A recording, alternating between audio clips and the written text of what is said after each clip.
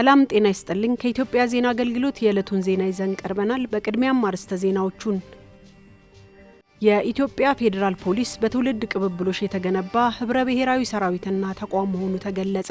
መንግስት የአገልግሎት አሰጣጥን በቴክኖሎጂ በመደገፍ ቀልጣፋ ለማድረግ እያከናወነ ያለው ተግባር ይበል የሚያሰኝ ነው ሲሉ የተለያዩ ሀገራት አምባሳደሮች ተናገሩ። በኢትዮጵያ ታምርት ንቅናቄ በአፋር ክልል 10 ፋብሪካዎች በቅርቡ ተመርቀው ስራ ይጀምራሉ። የኮደር ስልጠና ኢትዮጵያውያን በተለያዩ ዓለም ሀገራት የርቀት ስራ የሚያገኙበትን እድል ፈጥሯል። የኢትዮጵያ ታምርት ንቅናቄ በሲዳማ ክልል ምርት አቋርጦ የነበሩ 64 ኢንዱስትሪዎችን ወደ ማምረት እንዲመለሱ ማስቻሉን የክልሉ ርዕሰ መስተዳድር ደስታ ሊንዳሞ ገለጹ። ዜናዎቹን በዝርዝር እንመለከታለን። ከዜናዎቹ ጋር አብነት ታደሰ ነኝ። አብራችሁን ቆዩ። የኢትዮጵያ ፌዴራል ፖሊስ በትውልድ ቅብብሎሽ የተገነባ ህብረ ብሔራዊ ሰራዊትና ተቋም መሆኑን የፌዴሬሽን ምክር ቤት አፈ ጉባኤ አገኘሁ ተሻገር ገለጹ። አገር አቀፍ 116ኛው የኢትዮጵያ ፖሊስ ቀን የሲምፖዚየምና አውደ ርዕይ ዝግጅት የተለወጠ ፖሊስ እየተለወጠ ላለ ሀገር በሚል ሀሳብ ተከብሯል። የፌዴሬሽን ምክር ቤት አፈ ጉባኤ አገኘሁ ተሻገር በዚህ ወቅት ባስተላለፉት መልእክት የኢትዮጵያ ፖሊስ በትውልድ ቅብብሎሽ የተገነባ ሰራዊትና ተቋም ነው ብለዋል። በተጨማሪም በሀገራዊ ለውጡ ማግስት የኢትዮጵያ ፌዴራል ፖሊስ ትልልቅ የለውጥ እርምጃዎችን ማስመዝገብ እንደቻለ ገልጸዋል። በዚህም በሰራዊት ግንባታ፣ በሰው ሀብት ልማት፣ በዘመናዊ ትጥቅ ወንጀል መከላከልና ምርመራ ገለልተኝነቱን የጠበቀ ህዝባዊ የፖሊስ ተቋም መገንባቱን አንስተዋል። የኢትዮጵያ ፌዴራል ፖሊስ የኢትዮጵያ ብሔር ብሔረሰቦችንና ህዝቦችን በማቀፍ ህብረ ብሔራዊነቱን የጠበቀ ተቋም ነው ብለዋል።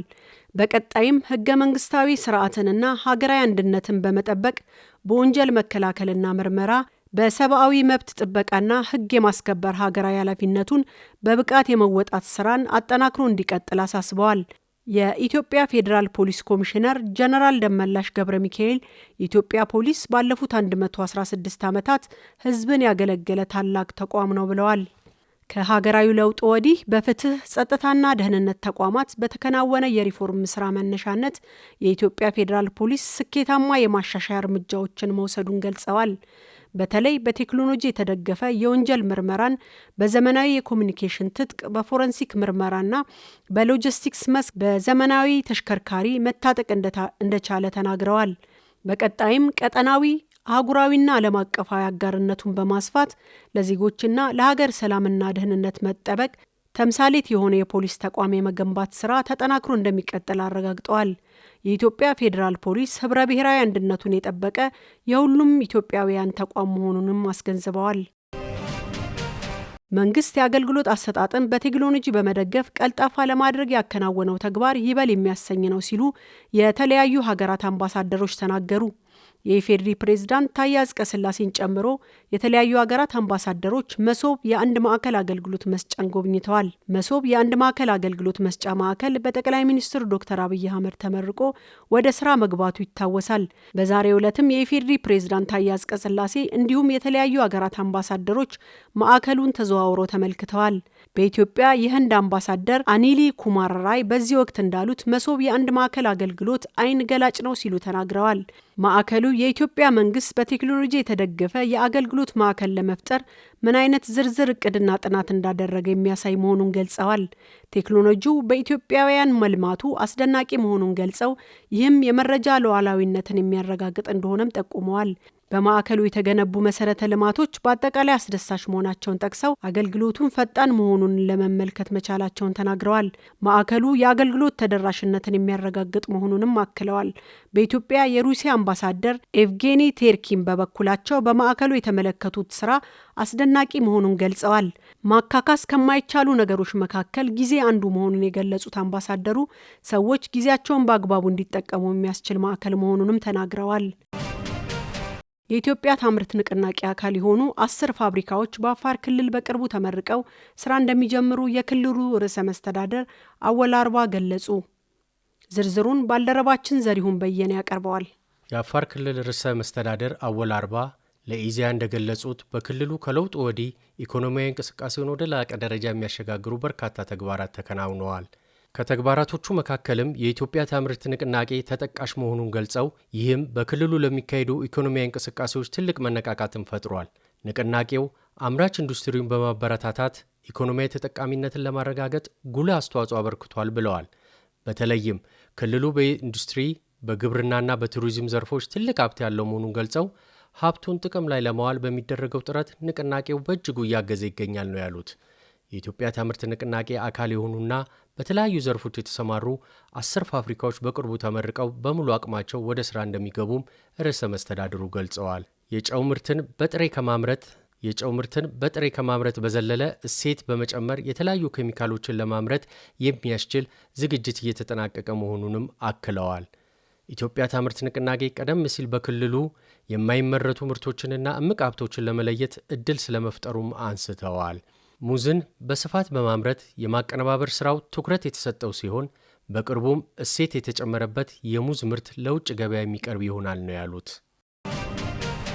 የ5 ሚሊዮን ኮደርስ ስልጠና ኢትዮጵያውያን በተለያዩ የዓለም ሀገራት የርቀት ስራ የሚያገኙበትን እድል እየፈጠረ መሆኑን የስራና ክህሎት ሚኒስትር ሙፈሪያት ከሚል ገለጹ። ሚኒስትሯ ለኢዜአ እንዳሉት ኢትዮጵያ ለወጣቶች ስራ ፈጠራ ምቹ ሁኔታን የሚፈጥር እምቅ አቅም አላት። በኢትዮጵያ ያለው አቅም በእውቀትና በክህሎት እንዲመራ በማድረግ ወጣቶች ዘመኑ የዋጀን ቴክኖሎጂ አቅም ታጥቀው ወደ ስራ እንዲገቡ ማስቻል ደግሞ ከኛ ይጠበቃል ብለዋል። በዚህም መንግስት የቴክኒክና ሙያ ትምህርት ማሰልጠኛ ተቋማትን በብቁ አሰልጣኞችና በመሰረተ ልማት በማበልጸግ ለበርካታ ወጣቶች የስራ ዕድል እንዲፈጠር አድርጓል ብለዋል። በቴክኒክና ሙያ ትምህርት ማሰልጠኛ ተቋማት በአመት በአማካኝ እስከ 3.5 ሚሊዮን ዜጎች እንደሚሰለጥኑ ገልጸዋል። የስራና ክህሎት ሚኒስቴር በቢዝነስ ልማት መርሃ ግብሩ ወጣቶችን በስነ ልቦናና ቴክኒክ እያሰለጠነ መሆኑን ገልጸው በተያዘው በጀት ዓመት ባለፉት 9 ወራት ለ3.4 ሚሊዮን ዜጎች የስራ ዕድል ተፈጥሯል ብለዋል።